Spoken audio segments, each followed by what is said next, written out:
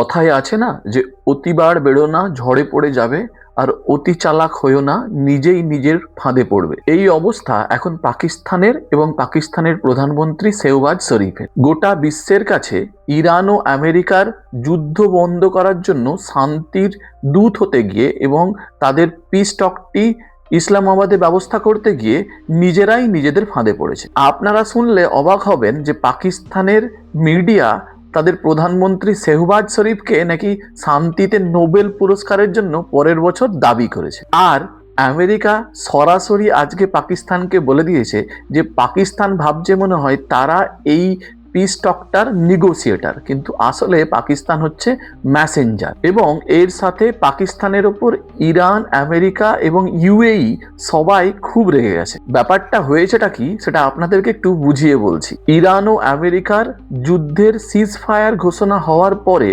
পাকিস্তানের প্রধানমন্ত্রী শেহবাজ শরীফ একটা টুইট করে, সেখানে বলে যে ইরান ও আমেরিকা এবং তার অ্যালাইজ দেশগুলো যুদ্ধবিরতি শর্ত মেনে নিয়েছে এবং এই যুদ্ধবিরতিতে হচ্ছে লেবাননও নাকি ইনক্লুডেড আছে। পাকিস্তানের প্রধানমন্ত্রী শেহবাজ শরীফের টুইটের 1 ঘন্টার মধ্যে ইসরায়েল লেবাননের ওপরে 10 মিনিট ধরে 100টা টার্গেটে আঘাত হানে, যেখানে প্রায় 254 জন মানুষ মারা যায়। সঙ্গে সঙ্গে ইরান বলে যে সিজ ফায়ার ঘটনার পরে কি করে ইসরায়েল এত বড় আঘাত হানতে পারে, তার জন্য হরমুজ প্রণালী আবার বন্ধ। এরপরে যখন আমেরিকা ইসরায়েলকে জিজ্ঞেস করে সিজ ফায়ার ঘোষণার পরে কেন তারা লেবাননে অ্যাটাক করছে, তখন ইসরায়েল জানায় যে সিজ ফায়ারে কোনো রকম লেবানন ইনক্লুডেডই নয়। পরে জানা যায় যে পাকিস্তান বিভিন্ন পার্টিকে বিভিন্ন ধরনের সিজ ফায়ার ডকুমেন্ট দিয়েছে, মানে টোটাল 3টে সিজ ফায়ার ডকুমেন্ট মার্কেটে চলছে।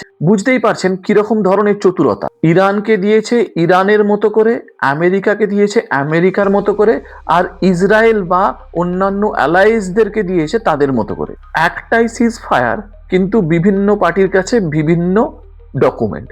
মানে বুঝতেই পারছেন যে ইসরায়েলের কাছে লেবানন ইনক্লুডেডই নয়, আবার ইরানের কাছে লেবানন ইনক্লুডেড। এই ব্যাপারটি সবাই জানার সঙ্গে সঙ্গে পাকিস্তানকে দোষারোপ করছে এরকম একটা ভুলভাল ডিসিশন নেওয়ার জন্য। পাকিস্তান এই যুদ্ধে প্রথম থেকেই নিউট্রাল পজিশন নিয়েছিল, তার কারণ পাকিস্তান যদি আমেরিকার বিরুদ্ধে কথা বলে তাহলে আমেরিকা IMF থেকে যে লোনটা পাকিস্তান পায় সেটা বন্ধ করে দেবে, ঠিক আছে। আর যদি ইরানের বিরুদ্ধে কথা বলে তাহলে ওই দিক থেকে চায়না পাকিস্তানকে কান ধরে উঠবোস করাবে। আর UAE তো অলরেডি পাকিস্তানকে বলেছে তাদের বকেয়া যে $4.8 বিলিয়ন আছে সেটা এপ্রিল মাসের মধ্যেই ফেরত দিতে। পাকিস্তানের কোনোভাবেই সম্ভব নয় যে পাকিস্তান ওদেরকে এই $4.8 বিলিয়ন ফেরত দেবে। তার জন্য পাকিস্তান এই যুদ্ধে সবসময় সবাইকে তেল মেরে থাকতে চেয়েছিল, আর খুব উঠে পড়ে লেগেছিল যদি কোনোভাবে এই যুদ্ধ বন্ধের মিডিয়েটর হিসেবে কাজ করতে পারে।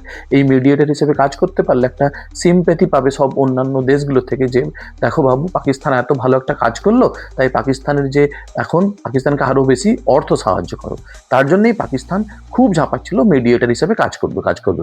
পাকিস্তানের কোনো উপায় নেই এই বড় বড় দেশগুলোর কথা না মেনে চলা। এই দেশগুলো যা বলছে পাকিস্তানকে, যদি পাকিস্তান নাও চায় তাহলেও পাকিস্তানকে করতেই হবে।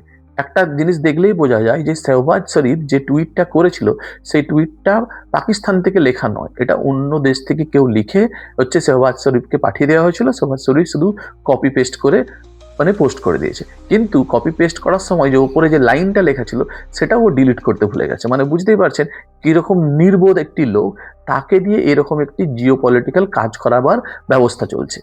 তাই আমেরিকা ক্লিয়ারলি বলে দিয়েছে যে পাকিস্তান কিন্তু ইরান ও আমেরিকার যে পিস টকটা হবে সেটার কিন্তু সিম্পলি একজন ম্যাসেঞ্জার, কোনো নেগোসিয়েটারও নয়, কোনো মিডিয়েটারও নয়।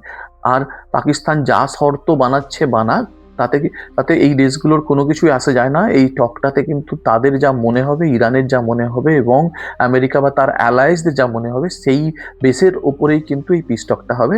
এদিকে পাকিস্তান কি শর্ত বানাচ্ছে, কি খসড়া বানাচ্ছে, তাতে এদের কোনো কিছুই আসে যায় না।